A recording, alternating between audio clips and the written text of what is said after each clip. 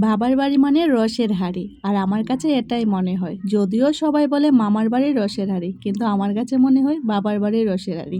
কারণ হচ্ছে আমার তো মামার বাড়িও দেশেতে নেই, খুব একটা যাওয়া আসা হয় না, তাই মামার বাড়ির আদর বলতে বুঝি না। আর কোথাও তেমন একটা যাওয়া হয় না, কিছুদিন পর পর বাবার বাড়িতেই আসি, আর এখানেই শান্তি পাই, সুখ আনন্দ যাই বলো না কেন। এখন রাতের বেলা হঠাৎ করে দেখি ভাই দুনিয়ার মাছ নিয়ে আসে। বড় ভাই মাছ নিয়ে আসলে কম কম কখনই পারে না, বেশি বেশি করে নিয়ে আসে। আর তারপরও বলতেছে এখানে নাকি খুবই কম মাছ, কারণ এখন রোজার মাছ, তেমন একটা মাছ পাওয়া যায় না। তো এখন সব মাছ কাটাকুটি করতে পারবো না, রাতের বেলা তো শুধু বড় মাছগুলো পিস করে রেখে দেব। আর সকালবেলা হচ্ছে এগুলো কাটা হবে, সবগুলো ফ্রিজে রেখে দেব। তো দেখো, শুধু বড় মাছগুলো কেটে আমরা ফ্রিজে রেখে দিয়েছিলাম। আর এটা হচ্ছে সকালবেলা, বললাম না বাবার বাড়ি রসের হাঁড়ি। অনেকদিন পরে এই পোয়া তেলের পিঠাটা বানানো হচ্ছে। শীতের মধ্যে খুব খেতে ইচ্ছে করছিল, কিন্তু আমি আর তেমন একটা বানাতে পারি না, তার জন্য আর বানানো হয়নি। কিন্তু যখন বৌদি বললো তেলের পিঠা করব, তখন তো আমি এক লাফে রাজি হয়ে গেলাম। ঠিক আছে, কালকে সকালবেলা তেলের পিঠাই হবে। তো দেখো, আমি বানাচ্ছি তেলের পিঠা, সব কিছু রেডি করে দিয়েছে বৌদি, আর এদিকে আমি তেলের পিঠাটা বানাচ্ছি। শুধু যে তেলের পিঠা তা কিন্তু নয়, এদিকে বৌদি দেখো দুধ পুলির আয়োজনও করেছে। তো দুধ পুলি পিঠা অনেক ধৈর্য সহকারে বৌদি বানাচ্ছে। এগুলো বানাতে কিন্তু অনেক সময়ের দরকার, সেটা আমরা সবাই জানি, কিন্তু পিঠাগুলো খেতে কিন্তু দারুণ মজা। আমার তো দুধ পুলি, পোয়া পিঠা এই ধরনের পিঠাগুলো বেশি ভালো লাগে। শীতের মধ্যে খুব খেতে ইচ্ছে করছিল পোয়া পিঠা। তো যাই হোক, অবশেষে খাওয়া হলো, যদিও আমার বানানো হয় নাই।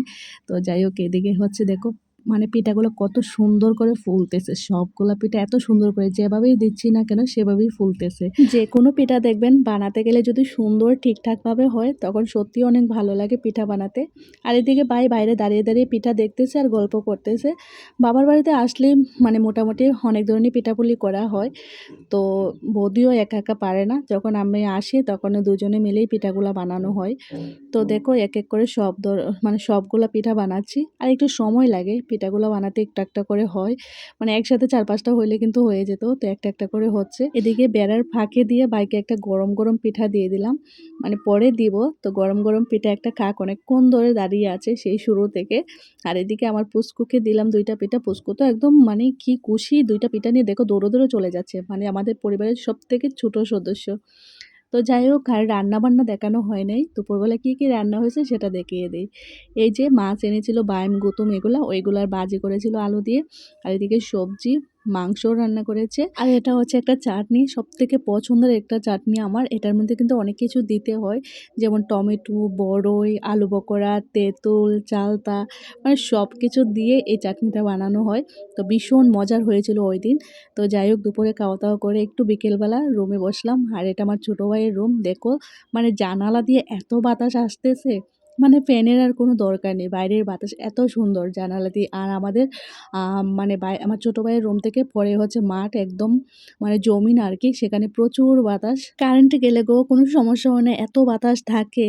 তো যাই হোক, একটু বাতাসে আসলাম, গরম লাগছিল, যে বাতাসে বসে বসে একটু টক বড়ি খাই।